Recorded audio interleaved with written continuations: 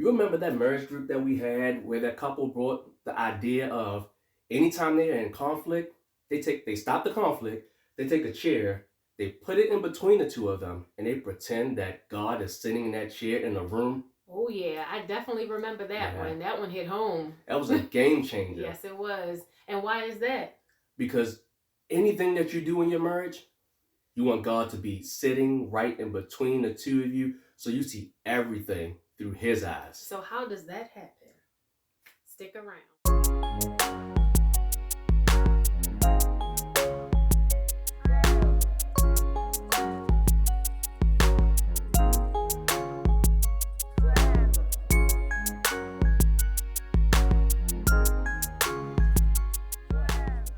Hey everyone, welcome back. I'm Gleesy. And I'm Al. And here, Forever I Do, we brag. We build relationships according to God. That's right. Today we're talking about keeping God in the center of your marriage. And you do that by applying the 3 P's of marriage.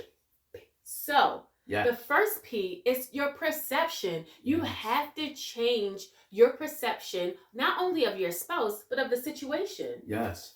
The key to having that chair in the middle and pretending that God is there is because it causes a perception shift. All of a sudden, instead of seeing your spouse for whatever the issue is, whatever that conflict is, you see them through God's eyes. And God is a God of love. God is a God of healing. God is a God of forgiveness. When you see your spouse through those eyes, things change. Yes, they do. Not them, because the goal is not to change them. The goal is to help them get to the healthiest versions of who God created them to be, thus seeing them through his eyes, so that they can live out their purpose. What that chair is, when you're pretending that God is sitting there between the two of you, is about changing your perception, because now you see your spouse through God's eyes. And God is a God of forgiveness, a God of grace, a God of mercy. Like, you want to see your spouse as he created them to be. Yeah. So the change is not changing them.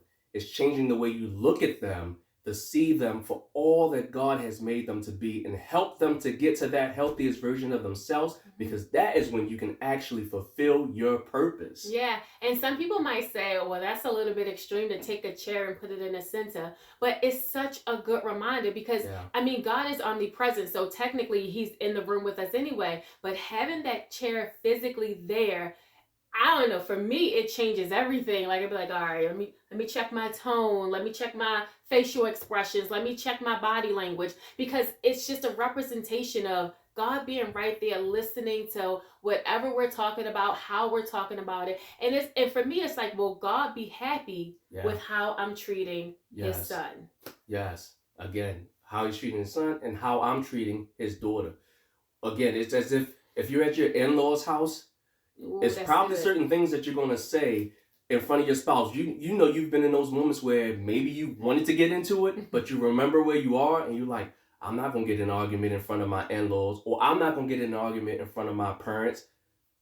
That's the same thing that you want to do, or the same way you want to think when you are presenting, the same thing that you want to do, again, when you're in the midst of that conflict, or just when they come to the door. Like, how should they be greeted as the perfect gift for you, as your rib, as your helpmate? How should you be greeting them?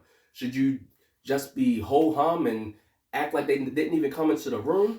Or should you be grateful when they enter the room? You have to change the way you see your spouse in order to change the way you view your marriage. Yeah, that's so good. Not you have to, but I get to. Yes, that's good. Absolutely.